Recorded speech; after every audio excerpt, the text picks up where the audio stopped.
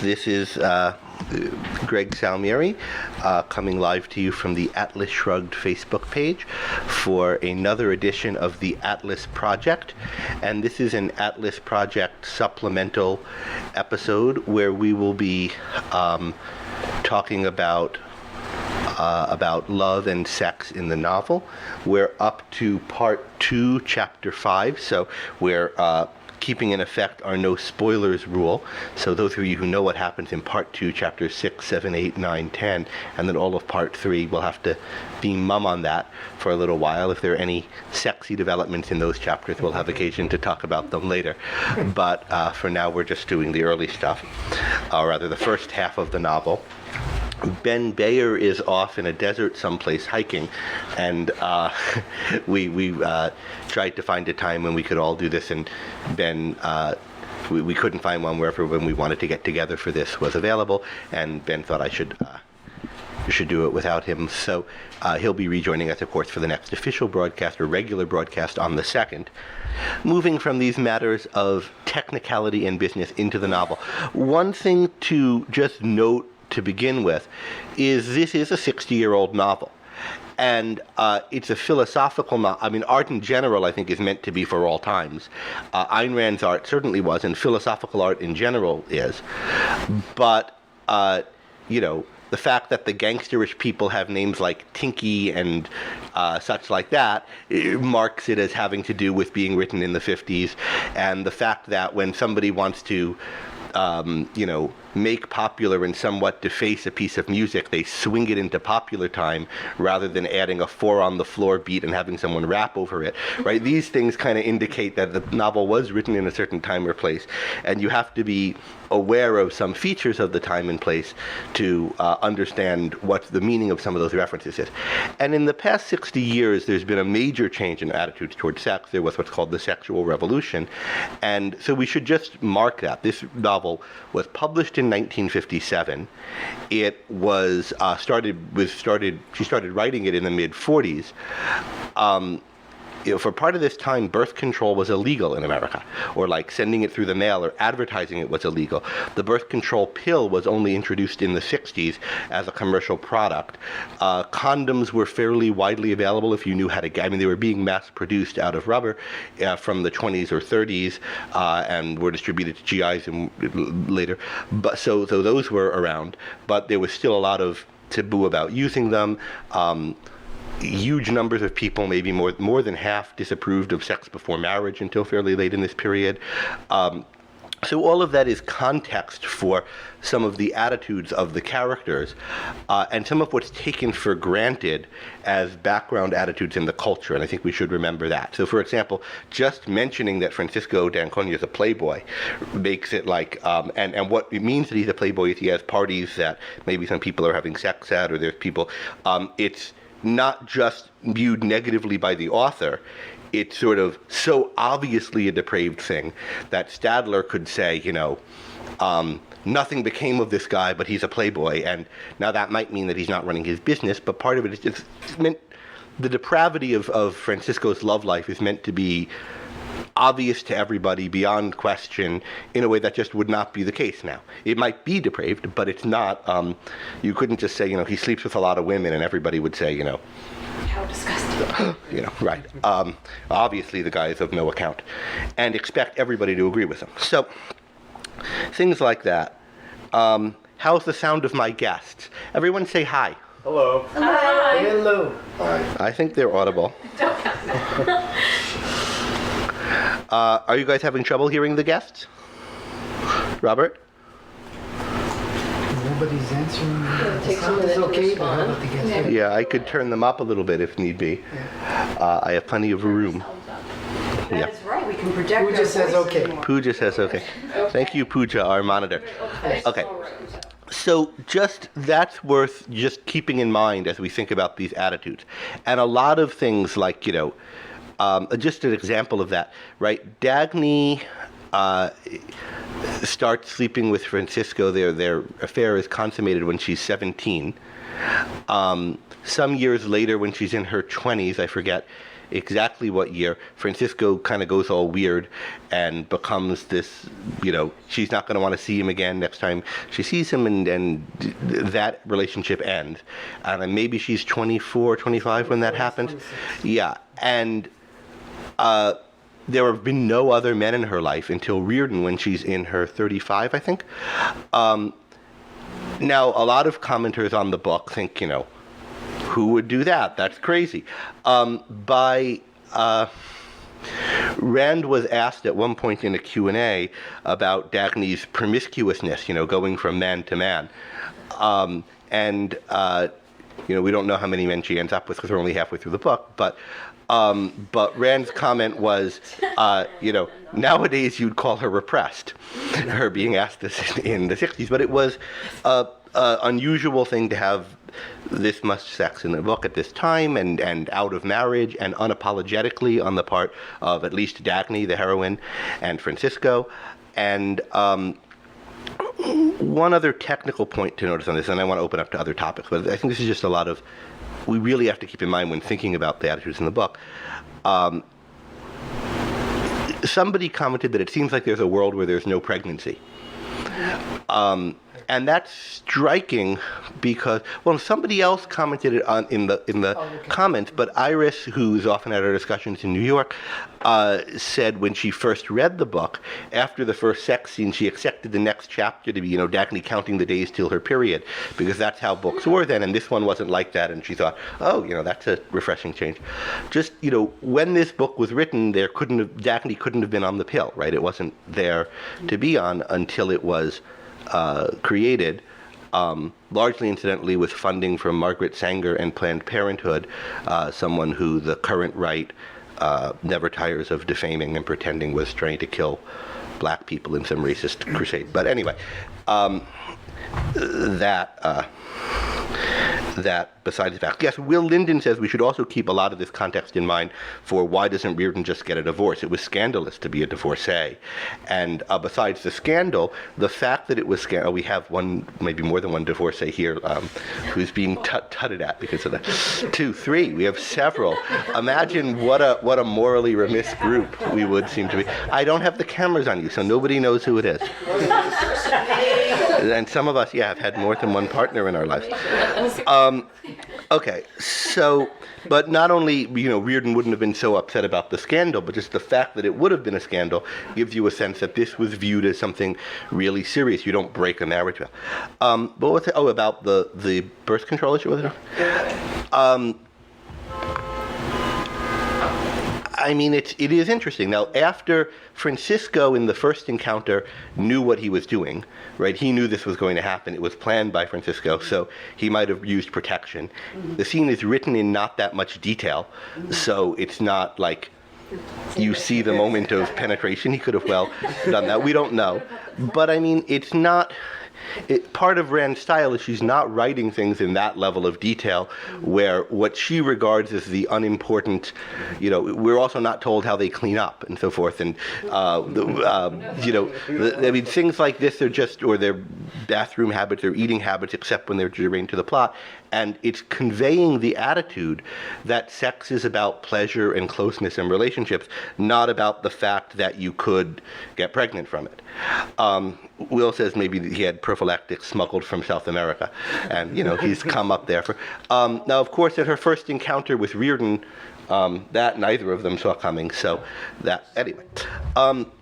But I think it's pretty clear from Rand's later writings that her attitude, even at the time, was if she got pregnant, she'd have had an abortion. There were countries where you could do it legally, even at that time, and she regarded that as an eminently moral act.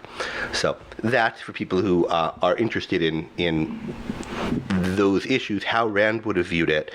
I'm convinced. And it's part of the not talking about it is saying that this is not an important part of the decision to have sex. It's something that there's ways to get around. Sex is not about procreation. It doesn't need to be. We're at a technological stage where it doesn't have to be. And that was definitely Rand's view, and that's an achievement. And you can see that Karen, there's a package coming from UPS. They're about to ring. You can see that in her later writing about sexuality and her view of people who wanted to restrict birth control and abortion as wanting to reduce human beings to the level of animals and so forth. Okay, but Ellen mentions that there's an unintended pregnancy and an abortion, I should add, in We the Living. There's also abortion is mentioned in one of the versions of Ideal. And sympathetically, I should. That is, there's an unintended pregnancy, and one of the characters wants to terminate it, and the other doesn't. And there's discussion of it, and it's portrayed very sympathetically, as I read it, to the one who wants to terminate. Can I add a point? Yeah, go ahead, Matt. So, do I have to speak up, or can you? You think you should be? Go ahead. Okay, so the whole, just more broadly, the whole idea of Dagny, of a woman being the CEO, basically, COO of a company, and having an incredible amount of autonomy over her life, and kind of forging this path for herself, that is very easy to kind of take it for granted now, and that was extremely countercultural. It was like kind of feminist way before its time in a certain way. Yeah. And that's part of the, this comes up in the novel a couple of times. I don't think it's come up that much yet, but it comes up later, so I won't spoil it. But this kind of like the kind of challenges that she faces in the image and the expectations set of her, and her kind of attitude towards privacy and keeping her life private, and all of these, that's the background context for her thinking about sex, I think, is just that this is she was, she doesn't get credit for this in a certain way, but this was the 50s, and she's writing a novel with this extremely empowered woman. Yeah. And including empowered over her own sexuality, and that's a part and parcel of the general empowerment. And we get these connected in just the way you're talking about with when Lillian discovers it's Dagny, as she did in chapter 5, which we just read, right?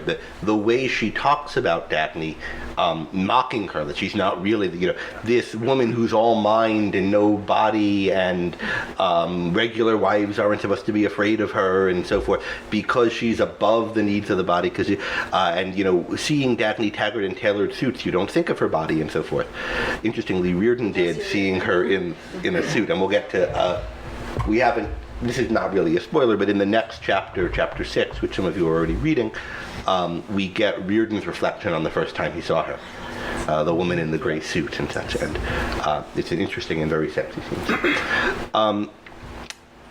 Okay, but one last point on the birth control stuff, and then I want to zoom out to other things. Though Rand had this view of that pregnancy wasn't, it portrays in the novel a view that pregnancy isn't that important as a consequence of sex. It can be dealt with. She portrays it by implication, by not having all the characters fretting about pregnancy. The fact that we have so much control over it now, with the pill, with multiple forms of other kind of contraception, with in much of the country abortion fairly easy to get, with emergency morning after type pills and other things like that, makes it much easier for us to take that attitude for granted. And I think that fact is part of underlies changed attitudes towards sex in the culture in general. Although Rand is portraying it as not the important thing about sex, that you might get pregnant, nonetheless, it's I'm sorry, there's cooking going on, and I'm seeing what's going on there. Although Rand portrays it as not the important thing about sex, that you might get pregnant, nonetheless, it was a possible consequence. There were real risks involved. To terminate a pregnancy, you had to do something possibly illegal and dangerous. And that was one factor leading people to, I think there were others that are still in place, but that was one factor that was helping to preserve a feeling of it's important who your sex partners are. This isn't something to engage in casually. You're really taking a risk when you have sex. You're, in a way, putting your life in someone else's hands. That kind of diminished in the 60s and 70s and kind of came back on the scene with the AIDS scare. But changing attitudes towards that sort of thing has really affected our attitudes towards sex, possibly as part of larger cultural changes. But all of that has to be taken in the background when thinking about the kind of attitude towards sex that readers would have had, that we have now, and that is being portrayed in the novel. All right. All of that said, let's get to issues of sexist portrayal in the novel. So first of all, thoughts on Fransisco's money speech, a sex speech rather. They're related speeches. We talked about it only a little bit in our session on the chapter 4, where the speech occurs. Anything anybody want to bring up about it? I have a few things, and Ben had a few that we were going to talk about that we didn't then, that we can turn to. But is there anything anybody wants to start with or bring up? Robert? I have a question, staying in the plot. When Fransisco says you'd be drawn to the highest type of woman, he's met Lillian. He's been in her house. He knows what she's about. Yeah, I've wondered about that too.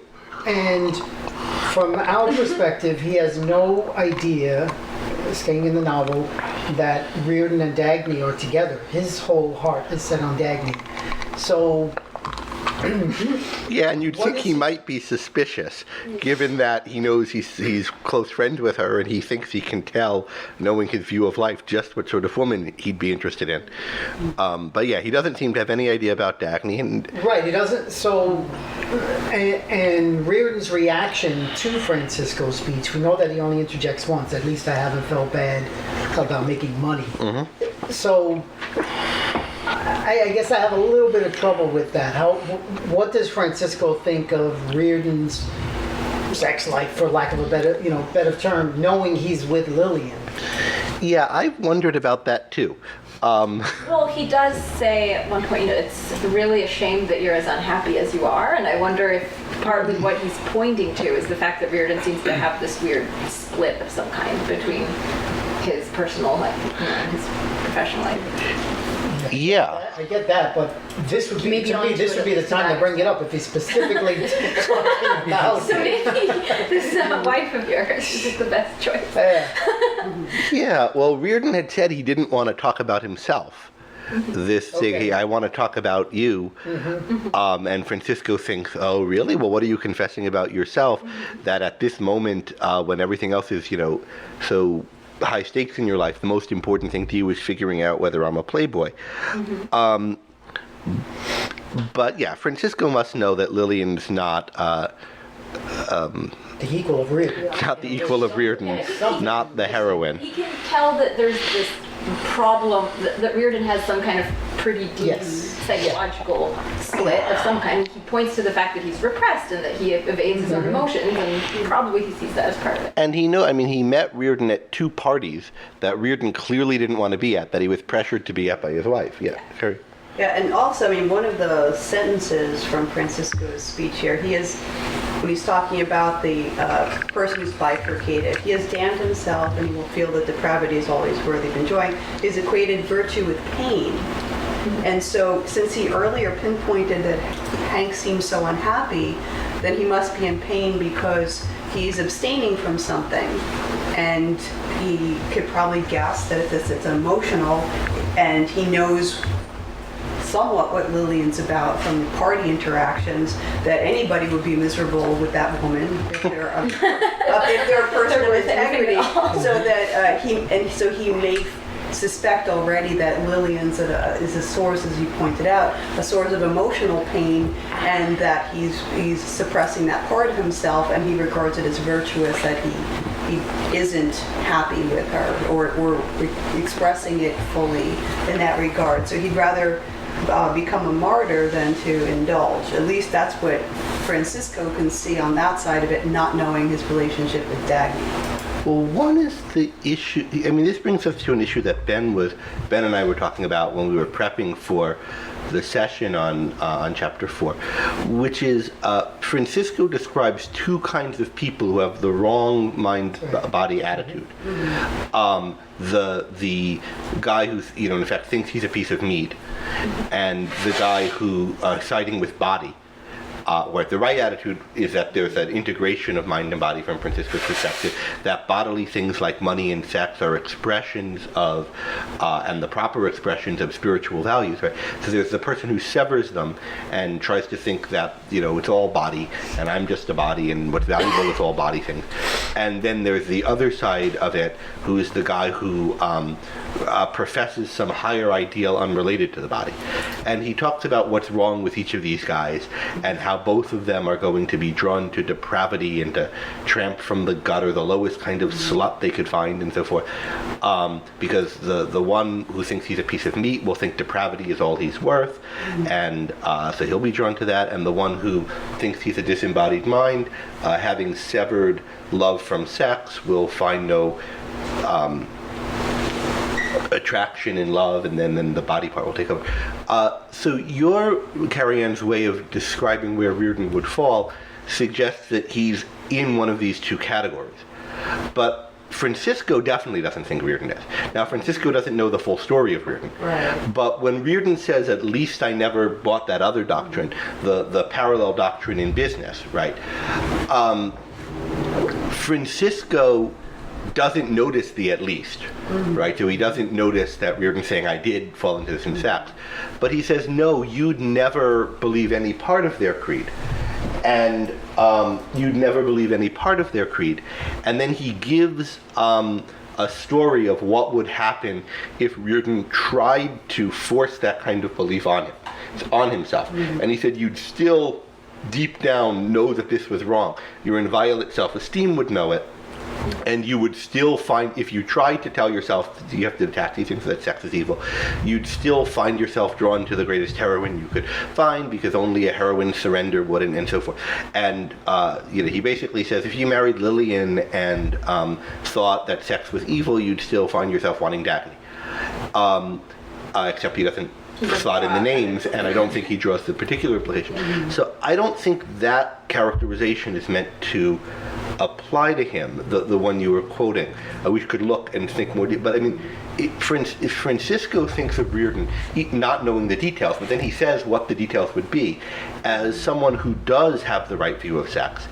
And I think even though at some level he doesn't, even though at the conscious level he doesn't, and I think to understand Rand's take on Reardon's character, we really have to take seriously this two levels material that I was talking about a little bit towards the end of last time, that there's what you know consciously and are acting on, but there's some kind of more fundamental level on which you could have unexpressed convictions that may clash with your conscious convictions. And this is, later she would talk about your psychoepistemology and your sense of life and things like this in her nonfiction writing. At the time she was writing Atlas, she was making a lot of notes on psychology, and you can see, if you look at those notes in detail, some of them have been published in the journals, not all of them, but even the ones in the journals are enough to see that a lot of interrelation between the plotting and characterization in Atlas Shrugged, and in the longer speech that happens later in the novel, a lot of the points, and her view of psychology at this time. And what she's talking about there is, she talks about subbasement and superstructure premises. So your subbasement is like the subterranean, unconscious, formed as a child in your way of facing the world, way of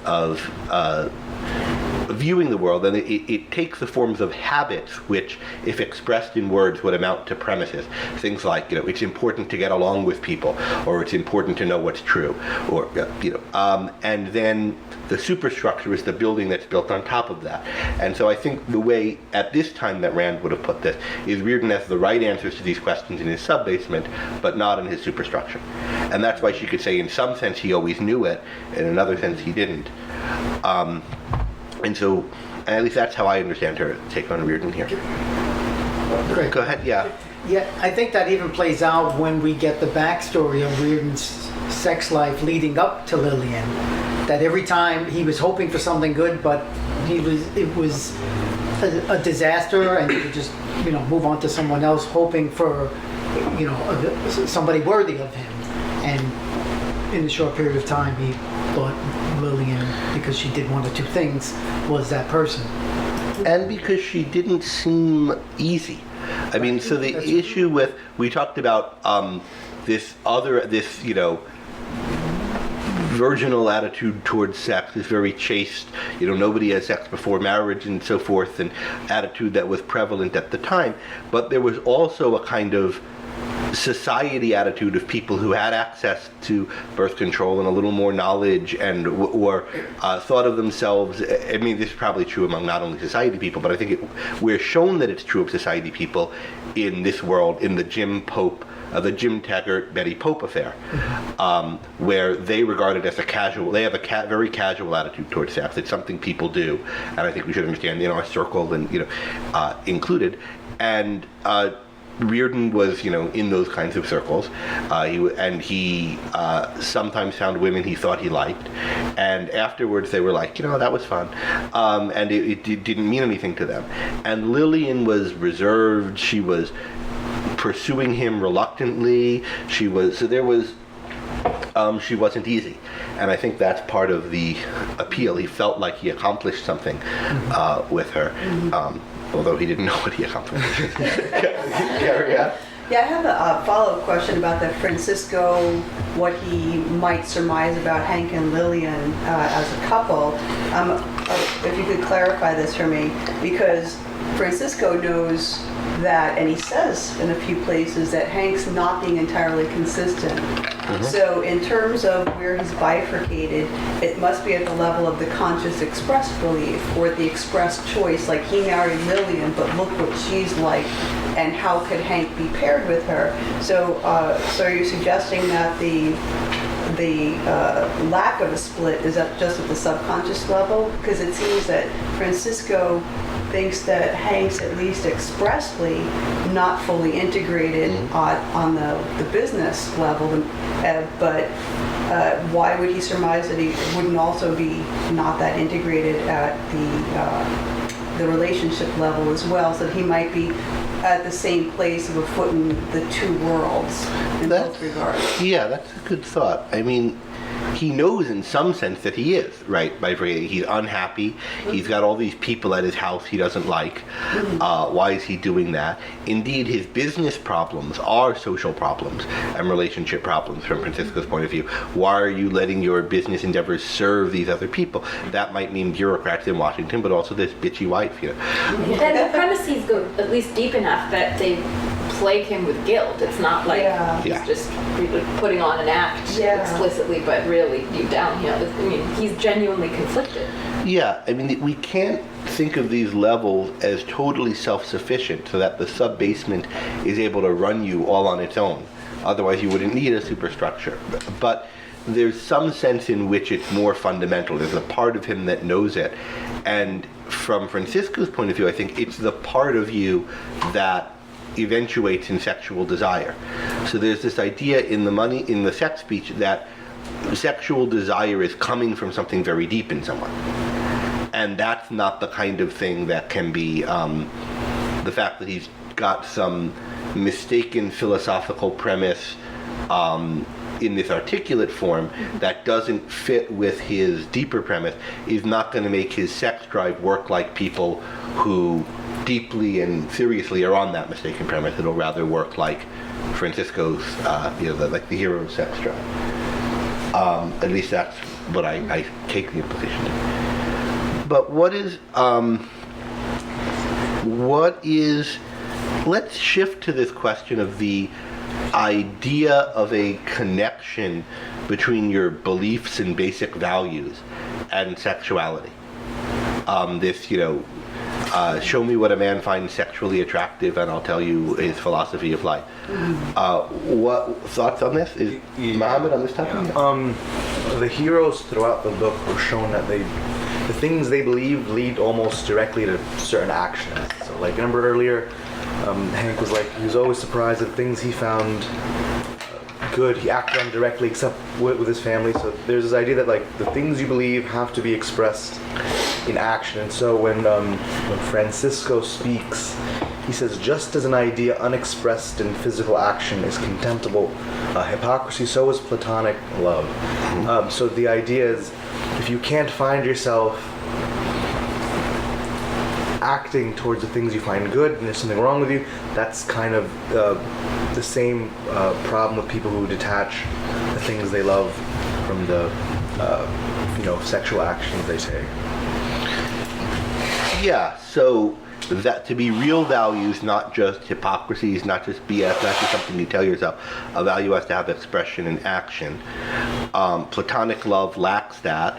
Why? Well, because the expression of love in action is sex. We should think about that. It's not obvious why that would be true. And there's love between men, and it's not expressed in the novel. That's not expressed sexually and not seen as contemptible because it's not, right? But so we should think about where this idea is, where that premise is coming from. But that's one aspect. The idea of platonic love, particularly that love would be sullied by contamination with sex, is, in her view, or Fransisco's view anyway, a kind of hypocrisy. And I think in Daphne's view too, we'll see. But yeah, go ahead, Gina. So can we explore what it would mean for that idea to be true in the context of A, real non-fictional, and B, modern life? Because I think it's hard to understand. Yeah, it's hard to understand what it means at all, I think. Yeah. So and then doubly, then to think about how you apply things, this insight in real life. Because So like, there are all kinds of premises that not all of which are fundamental premises that might lead you to be attracted to a certain kind of person, or might lead you to falsely associate certain physical features with certain more fundamental traits, but you might just be wrong. Which seems to have happened to Reardon to some degree. and also, what do we mean by what a man finds sexually attractive? Like, So take an entirely hypothetical example. no, but just,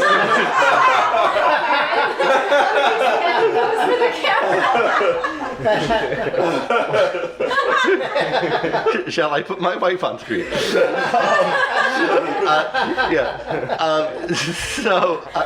No, but I mean, people have all kinds of preferences. I mean, to take the coarsest thing, I was in a fertility clinic the other week, and there's, what you're meant to do there as a man, and there was there's the menu of things you can watch, and it's in categories, Asian, European, whatever. But I mean, just think about the kind of tall, short, skin, fat, this coloring, that coloring. Right now, if you take the kind of stereotyped categories of what a man is, of what men's preferences are, right? That are going to vary from person to person, and you don't even have to go to something as crude as pornography. Just people have types, and that might be related to physical features like height or body type or coloring or whatever, right? Is it that kind of thing we're talking about when we say show me what a man finds sexually attractive? Like, if you like dark athletic types, that means you're, or at what level of resolution is this point supposed to apply? And if it's only supposed to apply to deeper or more significant things about a person than that, then what do we say about these kinds of physical preferences? Is it wrong to have them at all, or does one only have them because one associates them with something deeper, like being tall is associated with confidence, or like being tall is associated with confidence or maybe arrogance, I mean, it's hard to think of what those associations would even be having for. a schnoz is associated with intellect, for example. Just as a for instance. Okay, so first of all, So I think it's useful to separate out two things in thinking this through. So one is the issue that what you're sexually attracted to has to do with like your fundamental beliefs, like your philosophy of what, not incidental things. And the other is that what you're sexually attracted to is conceptual in some way. And that you can start to parse different elements, like everything might fall into the former category, but only certain things might fall into the latter, or vice versa. So, Can you give an example of something? like you could, like if you were, if you kind of formed conclusions around, what was kind of at a young age, kind of before you were doing it consciously, what was kind of different from you in a way that was enticing, and that involved having curves of a certain kind, or there were certain, and you kind of decided to pay attention to those things, and like this isn't reflective of your philosophy of life, but it's also not like you have an innate drive to be attracted to curves. Like you've concluded certain things by a kind of cognitive process, and then and then later you can put it to words, and so there's a kind of mind-body integration, kind of across the board.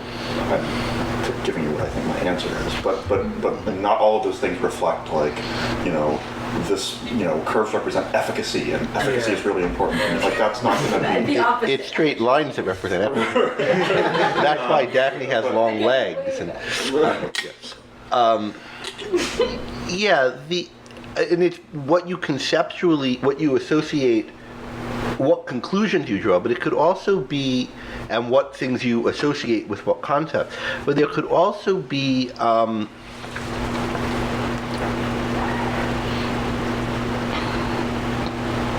what you learn to,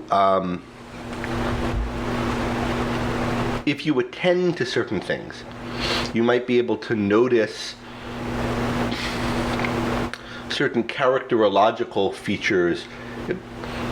So if you're like a certain kind of eye or something about that kind of eye is dramatic to you, or even eye makeup or facial structure, and you attend more to that, you can then learn in the context of that kind of face to see or appreciate certain kinds of emotions or moods more quickly, and so you can, these kinds of things also. It's both what what conceptual content you associate with, or what values you associate with certain physical features, but also what values you might be adept at attending to in the context of certain physical features, in some cases anyway. And it seems like an important dimension, in addition to the content, the particular type of person or attributes you find attractive, there's also, how integrated your sub-basement is to begin with, and how well formed a taste you have in the first place. Are you kind of just mildly attracted to all sorts of people, but you don't really have a strong,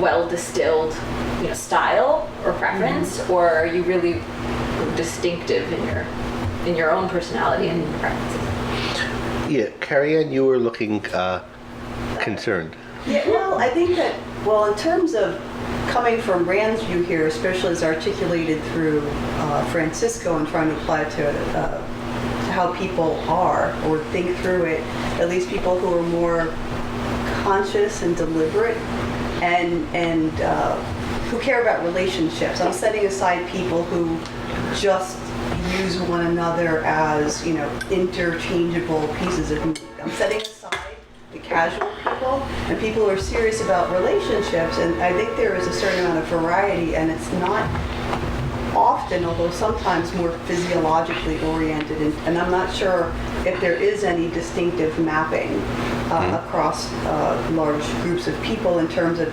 particular physiological aspects. I think, at least from talking to people over the past few decades about these sorts of issues, the things that really matter to them are things like stability, kindness, humor, whether people care about education, whether they want to raise a family, whether they like to travel. Right? So broadly, like goals, purposes, and values that they're drawn toward, and the way in which that's concretized, right? Because you can narrow it down to how many people have the collection of things that you find really appealing that you would like to be around every day.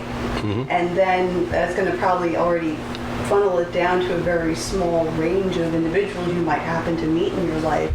And then the way in which that's embodied, right, Rand, I think, I'm not sure here, up to this point in the novel so far, the way in which we see people who are in love with another character, when they're watching them, they're very distinctive mannerisms or ways of holding themselves. That it's the embodiment of the way they are that draws them, in addition to these broader commitments. So when we see Hank watching Dagny at the party much earlier in the novel, he already knows that she's this amazing businesswoman. and is really the one who's running Taggart Transcontinental, and has already been having these subterranean feelings towards her that he's been repressing, that we find out later. But he is definitely repressing. But when he's watching her, it's the way she moves, the way she has a sense of herself carried through the room, what she's drawn to. It's very... The way she faces the room. The way she faces, exactly. So it's more of a way rather than, oh, she's got, because Dagny's brunette. Right? Mm-hmm. But we get very little in the way of very particular characterization in some places. It's the way people's eyes are alert to and look at one another or fail to make eye contact. These are the things that I think are being exhibited as what draws people. It's their way of being in the world, in addition to the layering on the values and goals that they share. Tina? Yeah, so definitely. So building on that, when I read the novels, including Atlas, I sometimes feel as though, okay, these characters have an unfair advantage because they're dealing with fellow characters who are deliberately integrated around whatever their core premises and deliberately stripped of all non-essentials. So which is which to me, walking around in a world where everyone is as consistent, for better or for worse, as Dagny is or Reardon is, so such that their mannerisms express them through and through. I feel like there are few people in the world who are actually that integrated, outside of fiction. And I think that's one of the challenges that we face, both in ourselves and in figuring out, who we're attracted to and kind of forming a picture of a person. Let me seize on something else in what Carrie Ann was saying before we go to, because I do want to go to this. How does real life relate to novel and relate to this novel sort of question? And I also want to get to a question Pooja keeps asking us. Which I had actually thought of as something we might talk about, so I'm glad to see that quote come up.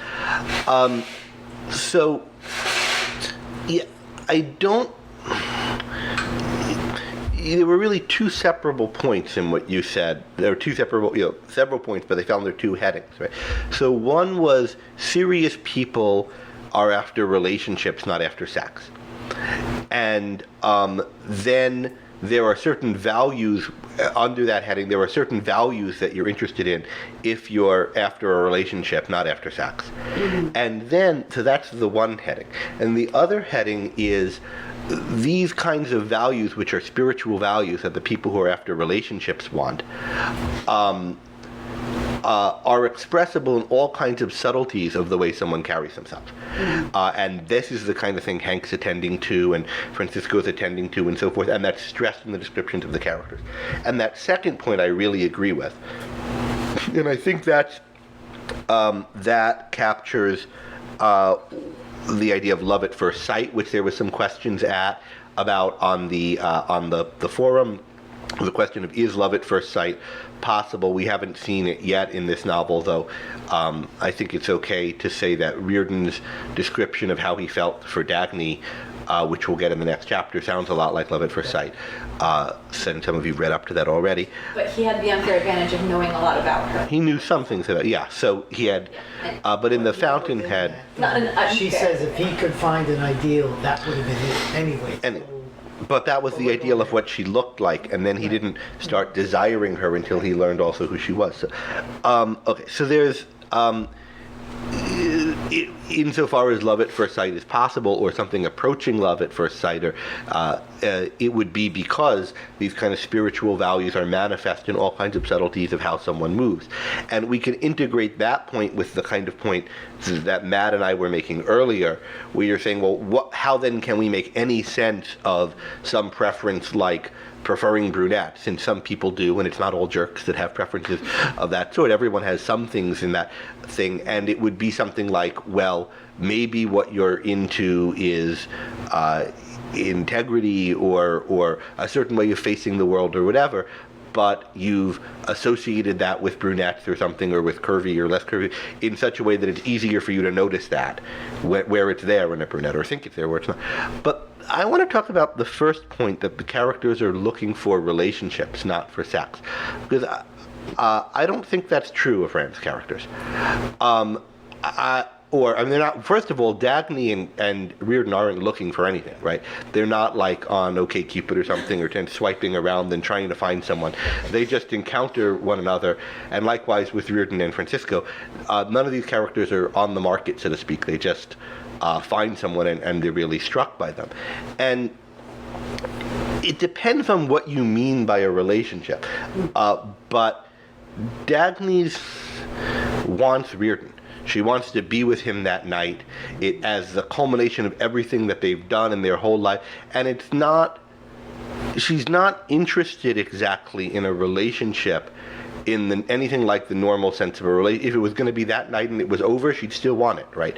And insofar as she wants a relationship with him, it's because she wants to sleep with him and she wants to keep doing it. And she wants to do other things with him and keep doing them.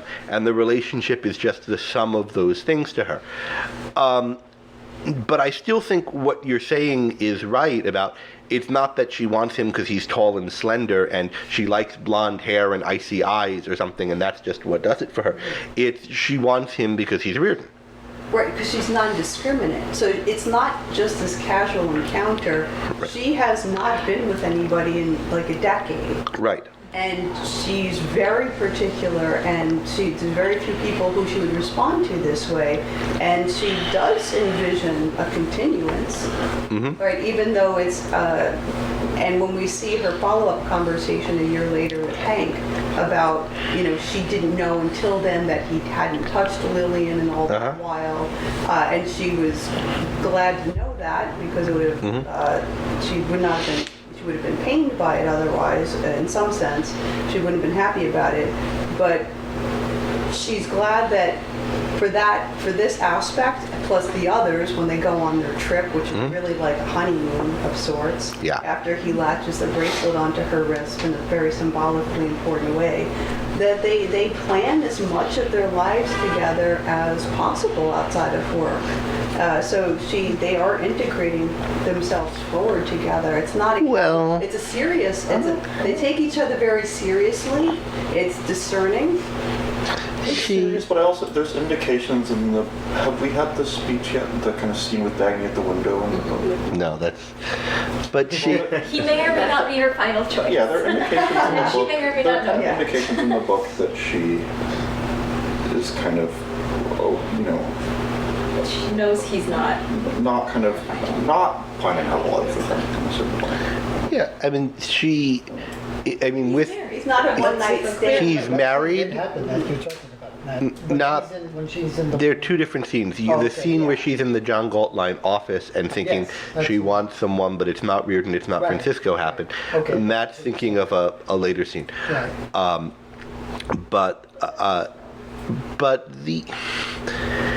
It's in a way they plan a trip together, but they don't plan. She gives him a key to her apartment. He just shows up. She doesn't tell her when he's going to show up.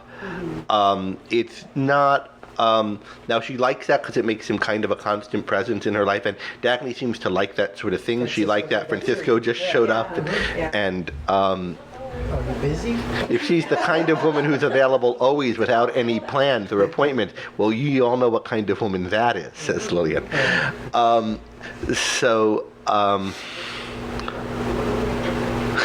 Anyway,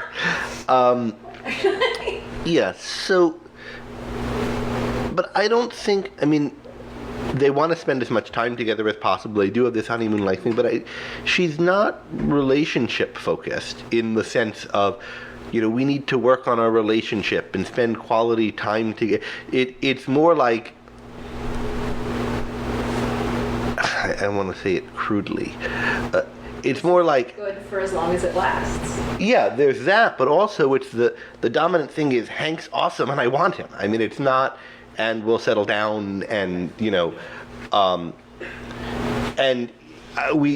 in fact conspicuously a lack of any wanting to settle down with either Fransisco or with Hank, right? She cherishes being the mistress of both of them, and that's the word she uses. And mistress is a kind of sordid word.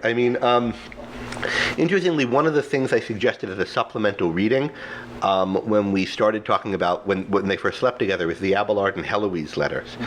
And Heloise is awesome and very Dagny-like in this respect. And when Abelard is proposing to her, she's recounting the proposing.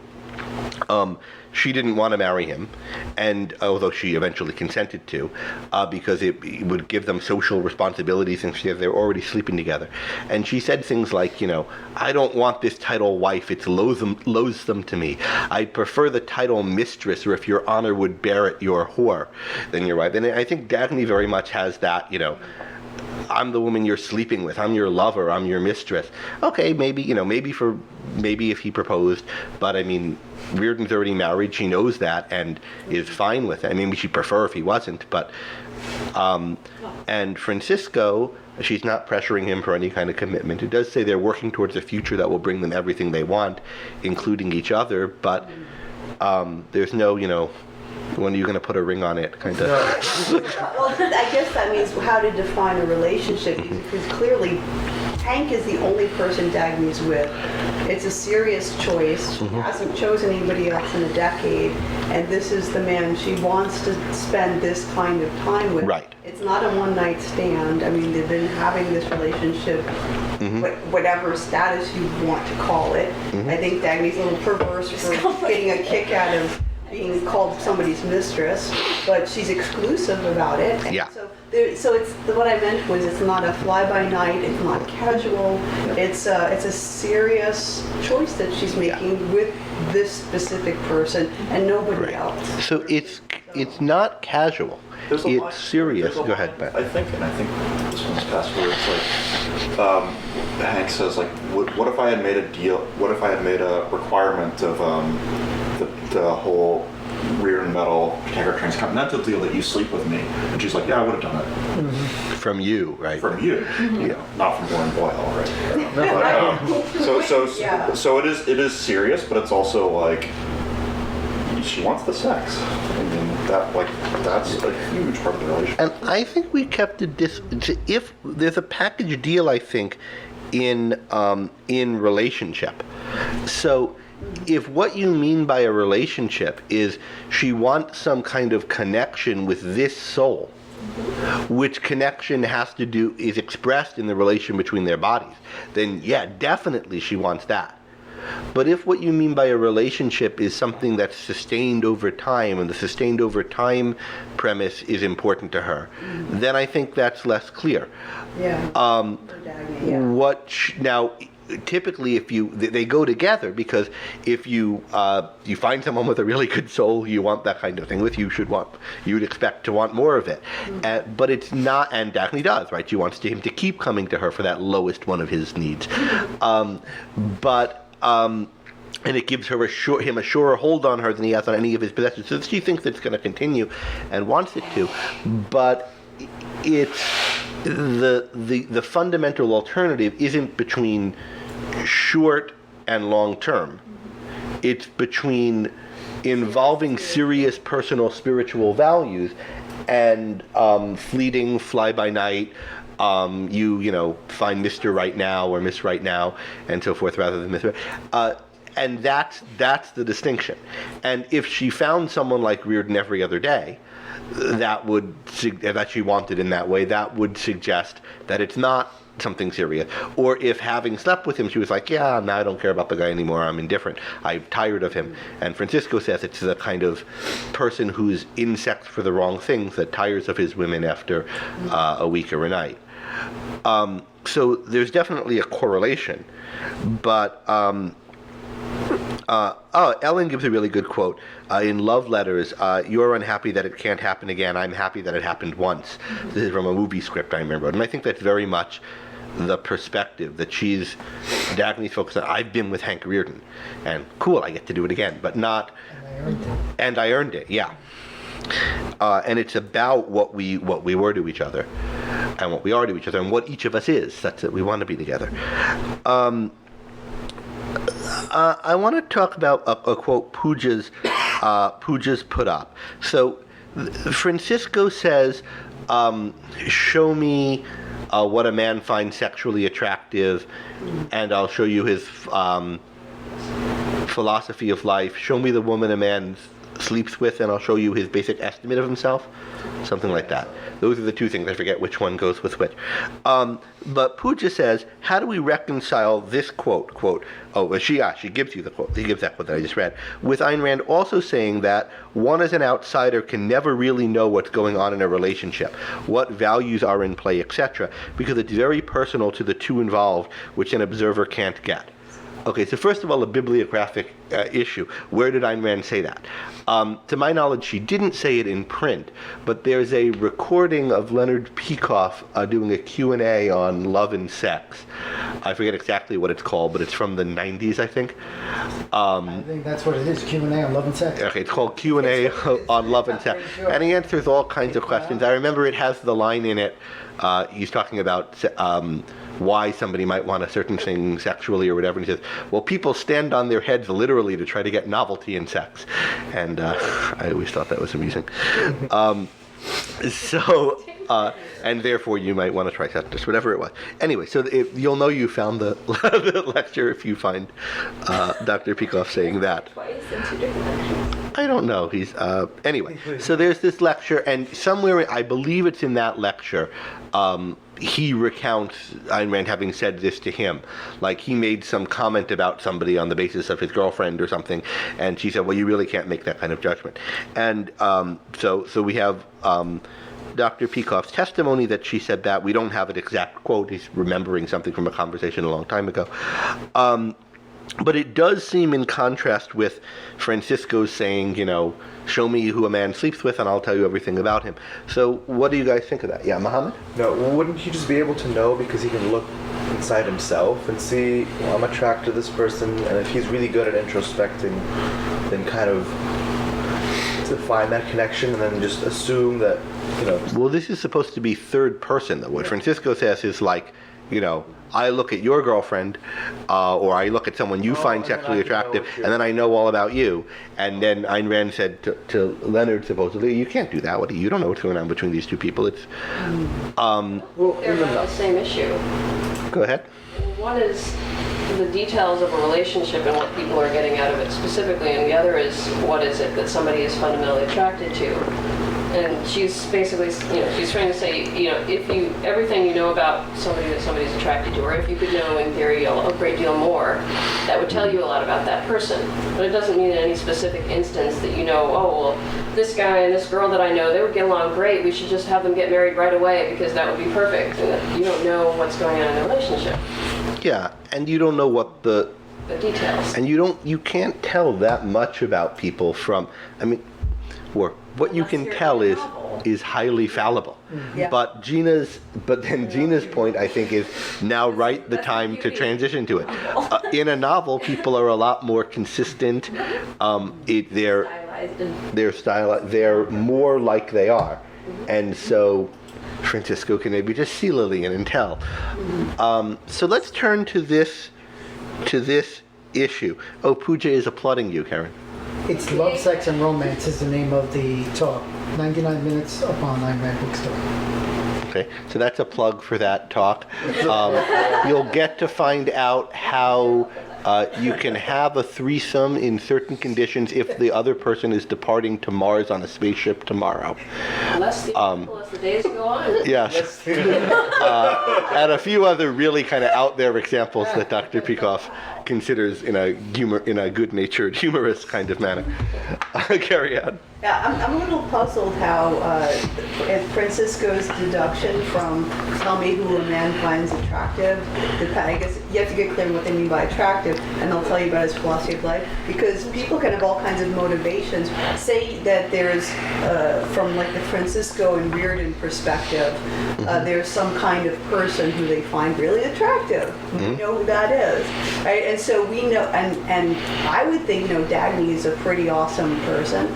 So But I can't surmise, if some, variety of people who I don't know would say, oh yeah, she's attractive. I don't know what their motivations for wanting to be with her are, right? So somebody might want to try to destroy that. May think, oh yeah, we can't have this really amazing heroine stalking around doing great things. So I want to, manipulate my way into her life so I can undermine her self-worth or destroy her.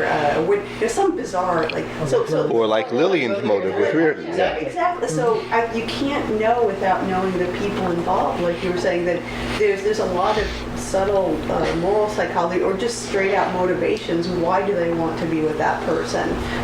And there's also what is meant by sexually attractive here. Yeah. And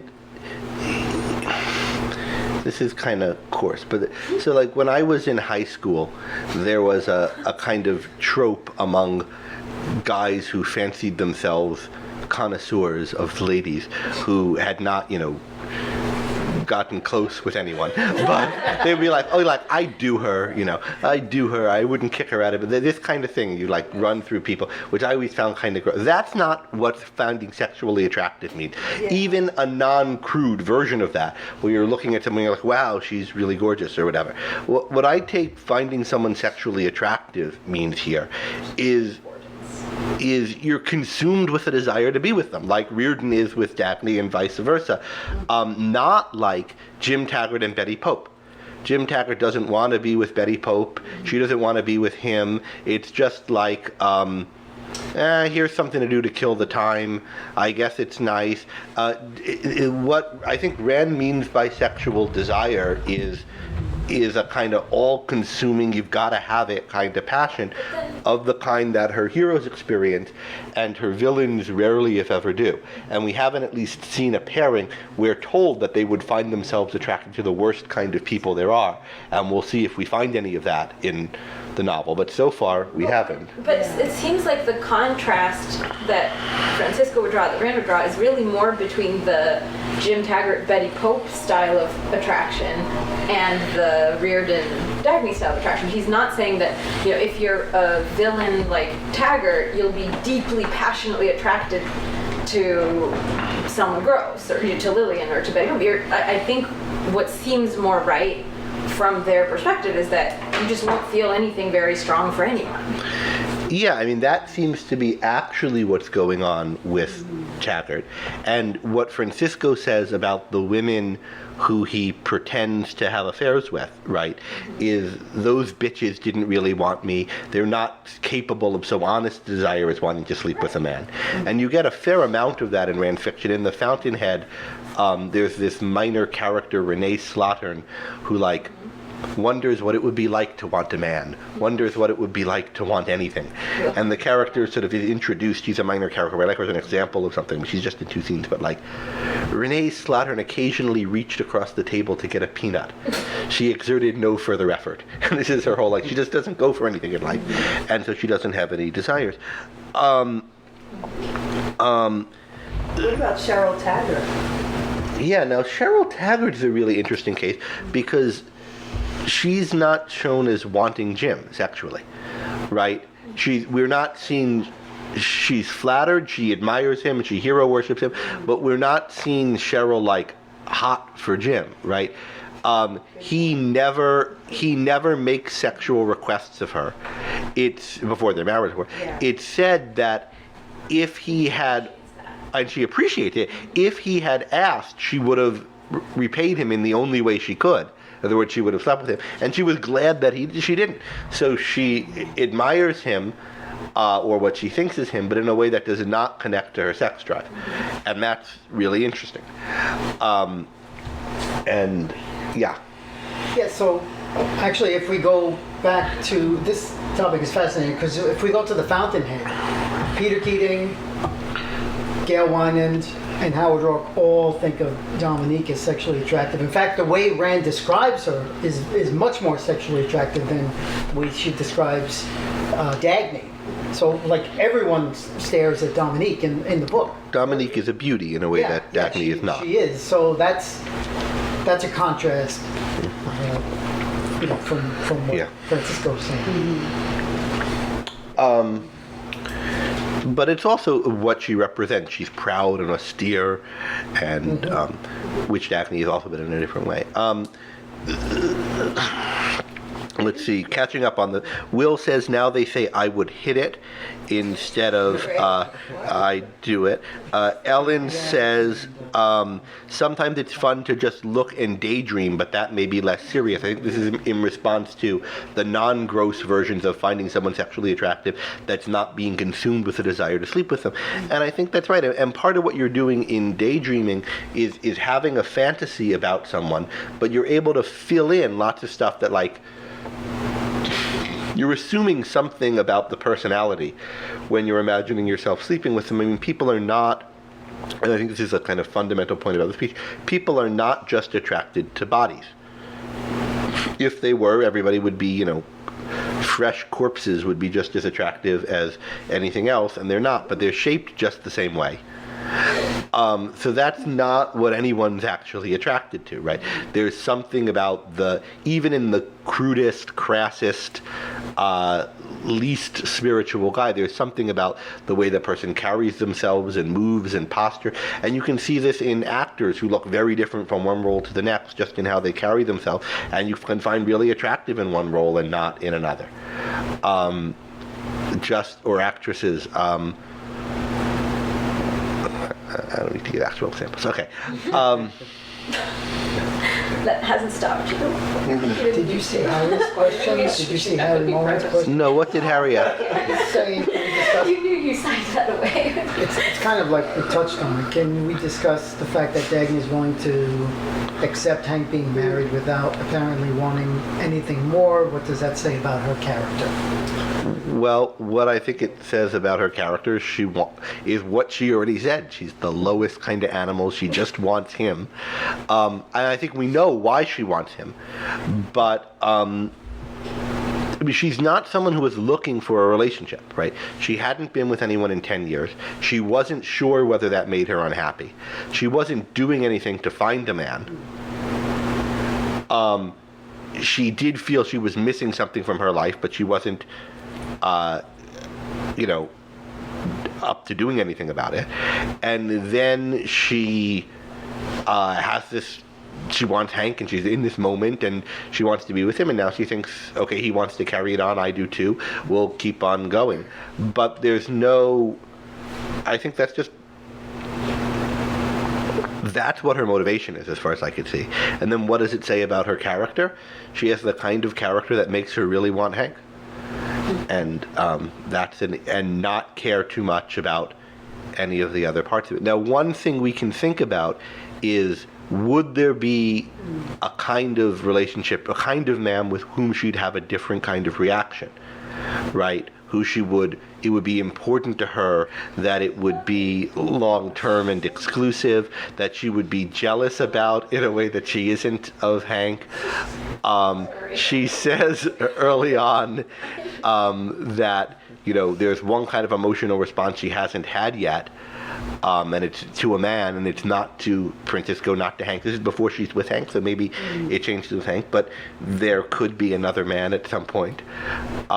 We'll see. We still have half a novel to go. I think a fair amount of Dagny's attitude also has to be seen in context to what it's contrasted to, which is the sort of the baby it's cold outside attitude of man pursues, woman demurs, woman only wants, reputation and security in marriage. And she's saying this is not the way it is for Dagny. Not that she wouldn't ever want to be married, but that this is very much in the face of women don't want sex, women don't just come out and say this. Yeah. And, I mean, so far, Dagny hasn't shown any interest in marriage, family, commitment. We don't know if in the context of another kind of relationship she might have, or another kind of man, she might. But it is a striking contrast to the typical view of a woman's attitude. And this goes to Matt's earlier point about the empowered woman, Carrie Ann? Yeah, the one you were just talking about, the way that Dagny seems to be as a character in response to Harry's question, it's exactly parallel to the way she is about her work. Right? She's passionately devoted to the work that she loves, but it's in a world that she doesn't fully love.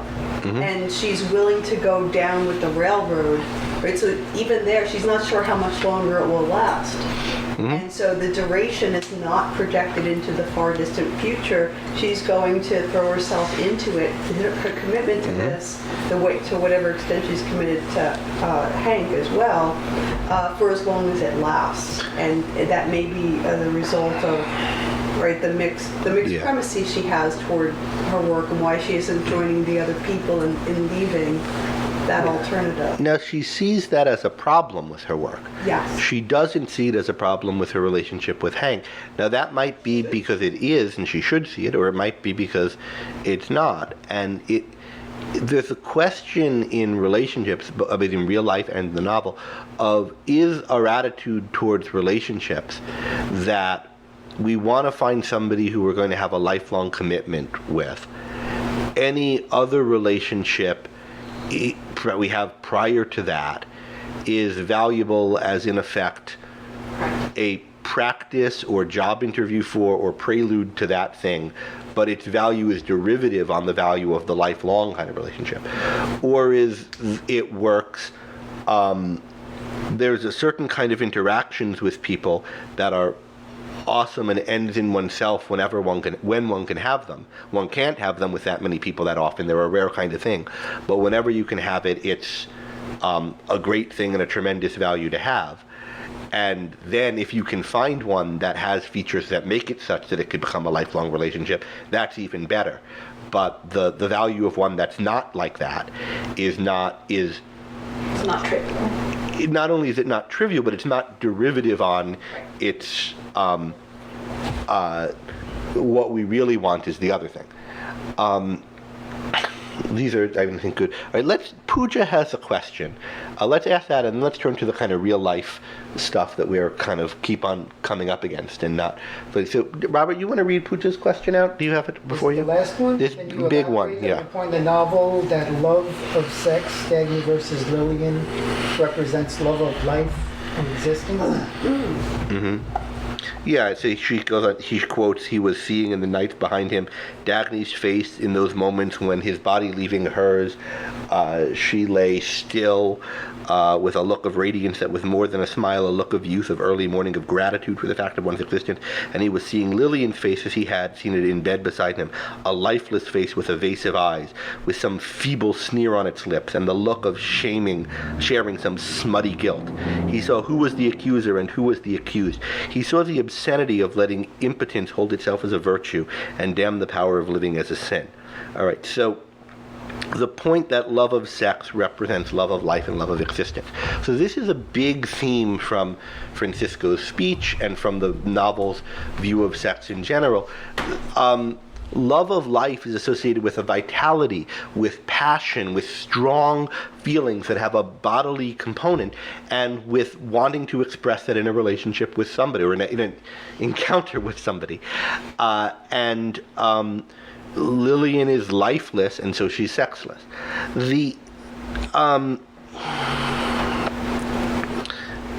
I don't know what more there is to really say about that, but a few thoughts and some things that struck me as I was re-listening to the speech last night, listening to the audiobook.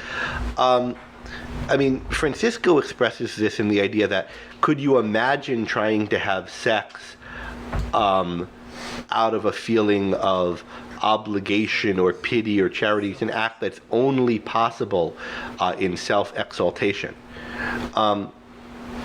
There are a few interesting things about that. First of all, it's much more obviously true, I think, for a man than for a woman.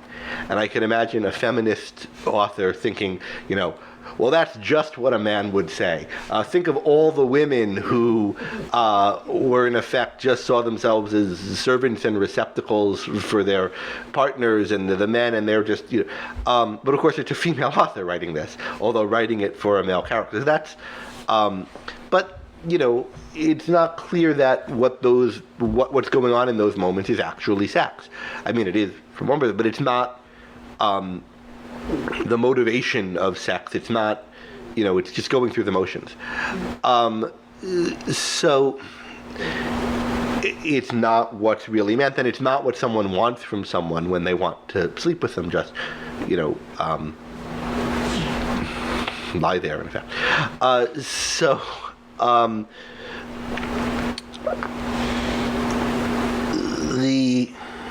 was the point I was making? So this is the connection of sex with a kind of exaltation of oneself and of the world. And it's particularly in the hero's kind of sexuality that we see this, although we've seen this kind of going through the motions, passionless sex in the case of Jim and Betty. But we've seen it from Lillian's side in the case of Hank and Lillian, I suppose. We haven't really seen evil characters having passionate sex yet, and it's a question whether we will see it. Stay tuned. There is an ambiguous scene where you might interpret it as that what's going on, and you might not. Okay, so I don't know. That's all I really have to say at this point about that passage, Pooja. I don't know if you have more thoughts on it or something more you're looking for, or if anyone else has any thoughts on that passage. All right, so let's move to this issue of relationship of novel to real life. So, generalizing from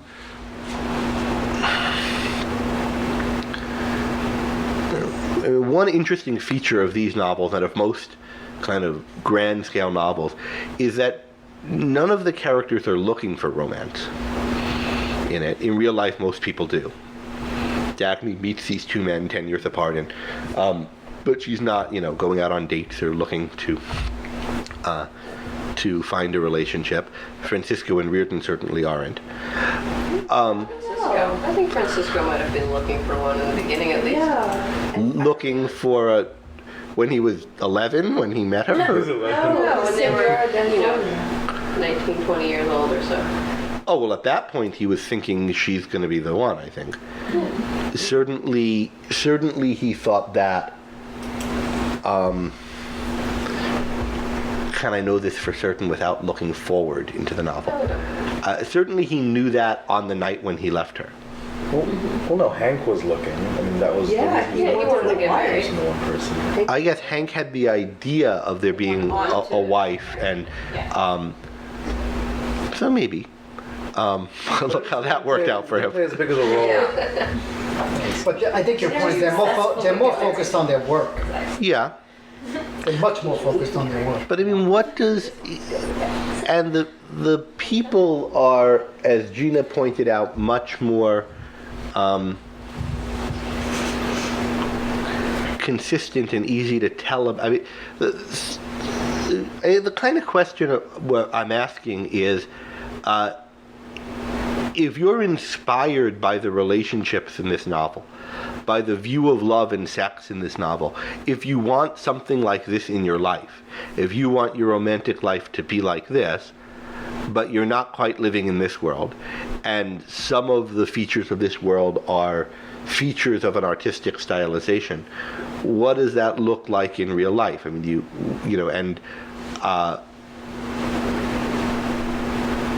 and how does the philosophical views about love and sex apply to us in real life? Maybe they only apply in a world like the world of the novel, and in real life we should just throw parties with melting walls or something. Or do whatever the kids do these days. Much less interesting than the melting wall. I mean, the steps that it takes to achieve it isn't that essential to the point. I mean, you could say the same thing for. Oh man, I can't say that. For choosing a career. No, I was just going to say for the whole part of the novel. There's a kind Yeah. I mean, there's every aspect of the novel is affected by the simplification of the characters. Mm-hmm. And by simplification, I don't mean oversimplification, but there is Essentialization. But essentialization in the direction of making them simpler than people in real life who have not just more kind of complexity in the direction of less consistency, but like more kind of layers of humanity. Like the way their psychoepistemology works is just different, and like you can't change somebody's mind that quickly. And I mean, there's all sorts of things like that in the novel. But then there's this. But that's so there's what it takes to achieve it. Like, can you fall in love with somebody on first sight? Can can you Not go looking for it and yeah, have it and just happen find it. Yeah. spontaneously, right? Can you like have that kind of level of certainty, and what does it take to have that level of certainty? Can you have that level of intensity that quickly, or does it take some time being with somebody to get that level of intensity? But there's all those things. But then there's just like, what is the goal? What does it look like? What does it mean, kind of fundamentally? Like, is there a mind-body connection with this thing? Can it represent something profoundly important? Can it be that intense? And those things I don't think are affected by what's omitted or changed in the novel. So, I think the challenge is distinguishing those things. Like, what are the particular incidental things that are going to vary widely, and how do you recognize those fundamental features embedded in a context of, did you meet online or at a bar, or was your first date awkward because someone called in the middle, and does one of you have a pet and the other one's allergic, and do you have a really obnoxious family, and do you live many states apart? Like, how do you recognize the level of intensity? How do you even judge, okay, wait, is this the thing that's like what Dagny was feeling for Reardon, or am I projecting? Just all the issues of projecting and how easy that is to do in life. So I think it's still really hard to apply. And there's also the attitude towards the role of sex in life. So some current things that are thought, right? People could now tend to have sex fairly early in relationships. They go on however many dates, and then have sex. Almost always people think of sex as preceding love now. Maybe not in some more conservative states, but I think the typical, you go on a few dates with someone. Some people take it slower than others. You sleep with them, and then maybe some months later you decide if you love them. Now, I guess that's the case in Atlas too. Fransisco's never told Dagny he loves her, and neither has Reardon. But there's a clear sense that they do. He stopped her from telling she loves him. And that's, I think, because in the idiom of the novel, to say I love you amounts to, let's be together forever, final choice, let's get married. But in both cases, it is, a very serious relationship, and you wouldn't call it a loveless kind of sex. Is our current... So that's a difference between the world of the good characters. Is that a fault of our current world? Is it an unrealistic aspect of the world of the novel? Is it a feature of the fact that the novel was written 60 years ago, and the changes in the technology have changed what an appropriate approach to sex is? What would change spiritually if that was true? Can sex be just like a dance or a handshake? If it is something lost? So there's that whole range of questions. There's also kind of connected to the novel and real life. There's something I pointed this out earlier. People are described in the novel as having a talent for sex. Reardon and Dagny are, and like Lillian says, if I'm any judge, you Reardon are an expert at this as you are at everything else. And but Dagny would probably be a better judge of that, since she's probably been laid by every section hand on her railroad, as if she'd be with a track worker. But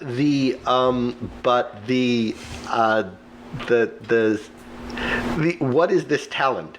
Well, I take it the talent is something like their passionate engagement in being in the moment, versus Lillian being like a,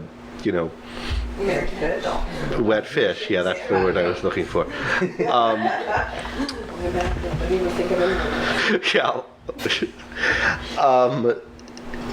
But anyway, this idea that what it is to be, there's definitely a perspective in Atlas on what it is to be good at sex, and that there's a talent in sex that is the talent of being passionately invested in the thing, and that's but of course there are other mechanical aspects of the act, and people talk about working on sex with their partners, and people and maybe someone who's been with a lot of people has better technique, and so what are we to make of the sex is kind of like immediately magical between the good characters, It's a story. And it's deliberately stripped of the non-essentials, and those would probably constitute non-essentials for purposes of what Rand is projecting. Yeah, so those are in the same category as the Do you have other non-essentials of negotiating the dating scene or whatever. Yeah, Robert? So I mentioned this to you when we were setting up the room for sound, but there's passion, but there's always an element of violence as well. So if I could say, if I had a critique, I would actually want to see more romance and less, not passion, but less violence, because and I know that there's always a conflict between the characters in which it happens. So that's There's always comment there. there's always violence in the, at least so far as we've seen them, in the initial sexual encounters. There's not always violence in the subsequent ones, interestingly. Even the Fransisco initial encounter, where there wasn't pent-up loathing and for self-loathing and anger and animosity, it's, he throws her down in a clearing and so forth. And so that, that's an interesting feature. I think we have to take that as It's Rand's essentialization. Dramatic. But it's her stylization of a passionate initial encounter. I don't know that she would claim that this is the only form that a passionate initial encounter could take, but she's writing her novel. And Yeah, So it's her fantasy life, right? But also it fits with writing a dramatic story where there are titanic forces in play, and the sex is about them, The characters. and it's about the characters. You think? The character, yeah, I think like Hank Reardon is repressed, and that's part of the sex life and how he thinks about it. And then What about Fransisco? Fransisco and Dagny are both they're not sentimental. They have sentiment. But they're adversarial, like even in their they're- tennis match. Exactly. Yeah. Going The way that their relationship is not And this not their affection. It's style. not affectionate. Yeah. and this non-sentimentality is part of that's a good word, but they're not, is part of what I was trying to get away from in the they're interested in a relationship. It was what I was reacting against, Carrie Ann, and your that there's a way in which you could be talking about a relationship that isn't sentimental, but they don't want house and hearth and domesticity and initial towels, but or regular times, and they want to be. There's something kind of wild and unusual about what they want, and they want to be Like those distinctive and stylized, and you could see it in Hank's. Hank's getting the Hawaiian torch ginger for Daphne. Yeah. Ellen says this part of Miss Rand's personality comes on a bit strong. All right. So other things people want to talk about under this heading of love, romance, sexuality in the novel. Can we talk about? This is just a question, I guess. I feel like we haven't really answered what's special about sex. So there's a lot of things that you could say about love in the novel that it's relevant to a lot of the friendships, and people want to find a connection, and there's only certain people where they can find that connection with, and the character slowly, Hank's arc is kind of realizing that he's been missing out on this whole part of life, not just. But there is something. I don't think you can just say sex is a special instance of that. There is something about sex that's distinct.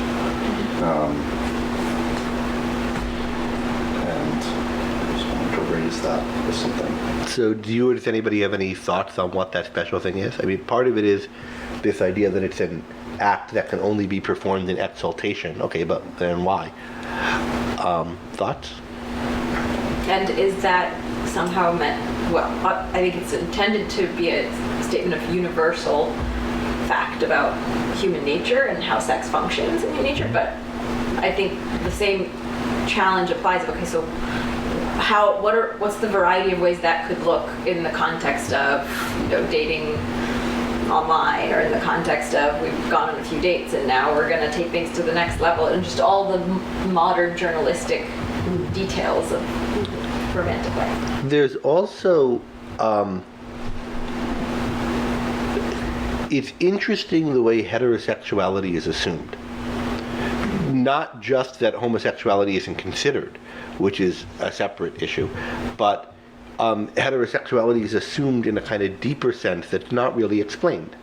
So if you love someone and the person's of the opposite sex, then you're going to be attracted to them in this. If you're a man and you find a heroine and so forth, and she shares your values in a certain way, then you're going to want to sleep with her with an intense passion, like Reardon has, and it will be hypocrisy to deny that and so forth and try to have a platonic relationship. But if you're Reardon and you meet Fransisco, and this is one of the most important encounters in your life, and you love him, and you even say you're falling for him, you don't want to have sex with him.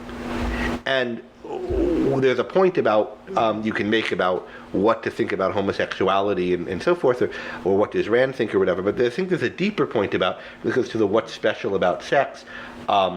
Why is it that this kind of intense seeing values in another person is accompanied by the sex drive in some cases but not others for the heroes, and that it's the case of women versus men? That's not answered. It's just assumed as, I think, background context for the novel. I mean, you could have a whole theory of sexual psychology that accounts for that, and then such a theory would have to have a view of why it's not true for everyone, and how a sexual orientation develops. And that would include a sexual orientation towards one sex rather than the other. And it might include also some other preferences that might be a big part of someone's sexuality. Well, so, I mean, I think partly maybe to try to answer the question or reduce it a bit, we can think of what are some features just descriptively that are unique or distinctive about sex. It involves very intense physiological sensations, and though not exclusively, it primarily involves the participation of at least two people, but then there's also some potentially culturally bound kind of aspects, but that are so deeply ingrained in the culture that it carries great potential risk, and it's not therefore a decision that you just casually. Well, some of the carrying a great potential risk is physiological. I mean, you're in a position, whichever party you are, where you're physically very vulnerable. Right. Parts of you that can be hurt are, out and about. And, but also, for either gender, that's true. And also, you're revealing about yourself things you wouldn't otherwise reveal, both physiologically, but also your moods and feelings in certain situations. And I don't think it's an accident that the characters who have good sex in this novel know each other's expressions better than anyone else knows anything else. Right? You get to really know someone and have a kind of intimacy with them. And part of that is just inherent in the act, or could be, the potential for that is inherent in the act. And then the fact of pregnancy and the facts of diseases, which have always both been there, right, means that both parties are, there's a risk associated with it. Even with birth control, but especially before it, the woman can get pregnant, and now she's going to be in a vulnerable state while she's pregnant for the rest of her life. And if the man's not going to, there's a risk for her, and how he'll respond to that is important. And for men, now she'll have your kid, and what are you going to do? And then plus all the disease. So all of these sort of metaphysical facts are plus the pleasure, which is a metaphysical fact, and the intensity of it are all relevant to this being something special. And then connected to that, or as you put it, all kinds of culturally bound things, including what customs and whatever are built up around this, and then these complicated things that have to do with the technology in the culture, that are the things that are affected by the advent of birth control and so forth. And so all of that kind of goes into a theory of sex and a theory of masculinity and femininity, which are psychological categories related to sex, and would go into a theory of homosexual sexual identity, of any other bisexual kind of sexual identities there might be. And we don't get much of that theorizing in Fransisco's money speech. We don't get it in Atlas in general. We do have, sex speech. I always said money. But we don't get much of that theorizing in Atlas in general. But we do have a kind of background assumption that sex is this unique experience, that it's an experience that's normally shared between men and women, and that it's connected to our love of existence and our view of ourselves. And then sort of some details about that. And for all of those things, we could ask, is that true? If it is true, to what extent is it true of human beings everywhere they are by our nature as human beings? And to what extent is it true because of cultural factors that have adapted or tweaked those metaphysical facts in a certain direction? And then if the latter, to what extent has that changed? Or can it change? Or should it change? Or will it change? And those are questions that I just don't think are within the scope of the novel. They're kind of philosophical and psychological questions. The novel takes a position on what sex is for people in its world. And I think that world is recognizably like our own for many of those things. But the details, I think, are hard to work out. I mean, I think one example of a real life phenomenon that sometimes I think is challenging to apply some of the principles or to see how exactly they would be extended is masturbation, which obviously isn't addressed in the novel. So how so? So, well, I would be curious about like how people think about it from the perspective of, okay, well, how does it relate to or what function does it serve relative to this very unique role of sex in our lives? Is it practice? Is it fantasy? Is it evasion and pretend, because you don't really have someone there who's your hero, and what are you really feeling then? How do people think about it? In that Q&A of Dr. Peikoff's I mentioned earlier, he talks a bit about masturbation, and he says it's a way of being sexually self-sufficient. Oh dear. Oh dear. I'm not disagreeing. I second the oh dear, and I take the stand of disagreeing. But So what say you on the subject? well, I hadn't worked out a theory of it. I'm just trying to think of this my initial response in the context of the conversation. I mean, I think there are very few people I've met or I've heard of who naturally are not naturally drawn towards seeking some kind of significant relationship for some duration with somebody.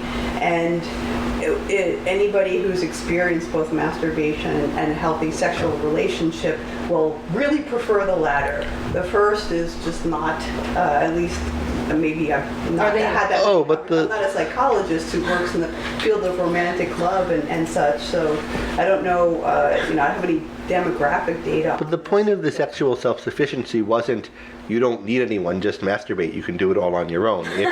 It's that often there won't be someone who's up to your standards or what you want, and you can approximately serve this need. If you have the two comparison classes, it's not the same thing. It's less than ideal, I suppose, is what that's what the O'Dear was about. Because I was misunderstanding what the phrase sexual self-sufficiency was. If it was just, well, this is to make do while you're not in the kind of relationship that you're seeking, it's less than ideal, I suppose. And so there must be something unique about the kind of connection that one would have with somebody else. Like you said, with your ideal person, the person you're yearning to find, like Dagny's been yearning to find for some chapters now, in the kind of world that she seeks. And that kind of longing for that connection of some sort, although she is primarily work-focused, as Robert noted earlier, and the heroes are productive workers, this central part of their lives, but some of them are engaged in relationships, and some of at least a few of the characters have been married, although we're not sure what those relationships, the texture of some of those are really like. We've had, well, I mean, Reardon's married, that doesn't seem to do well, but not- some of the I'm minor ones, bracketing that very Mrs. Hastings, miserable. for example. Exactly. That's who I was thinking of, was Mrs. Hastings, right? So she's married to somebody who decided to quit at some earlier point in time. Yeah. But in terms of seeking, so I think in the texture of real life is most people would prefer to have this, and there's something about the spiritual visibility of another person, right? Because for people who have a fairly healthy relationship to themselves, it's like, okay, yeah, I love being alive, I'm capable of doing all these great things and experiencing these things, but dang, it really is wonderful to be able to find somebody who can see me and I can see them, who can share this and discover it. And it's so much more augmented in terms of the experience that brings, that kind of connection across people with the right person, that it does seem... One thing, you mentioned the issue of visibility. One thing that's sometimes been commented about Atlas Shrugged, so we have the two most admirable men we've met so far in the book are attracted to the same woman. Fransisco's speech about sex talks about being attracted to the highest kind of heroine you could find. Some of the language might suggest that all good people should want to be with each other. There's like the good people and the bad people, and the good people are all soulmates for one another. And right, yeah. So it's which is, and now I think we'll see some things later in the novel that suggest that's not exactly right. But I could see where some people would get that impression just from this speech and from the dearth of characters, so we don't get to see, at least so far, that many variations. But this is something Rand wrote on later in Philosophy and Sense of Life is the article. We've mentioned this phrase sense of life and this idea of visibility. So in her later nonfiction, she had some more to say about the particularizing features that among good people would make some more attractive to some and some more attractive to others. And we'll see a little more of that as we get later in the book, and we could talk about why Dagny's preferences are the particular ways they are. She already has two men to choose between. Or will, when she realizes what's up with Fransisco, that he still loves her. Well, I think we're at the end of how much time we should take on this. I'd like to thank everyone for coming, and thanks everyone here for a spirited and holiday cheer festooned discussion of love and romance in Atlas Shrugged. And we will be back with you guys on Facebook from New York City on the 2nd, talking about Part 2, Chapter 6. Goodbye, all. Bye.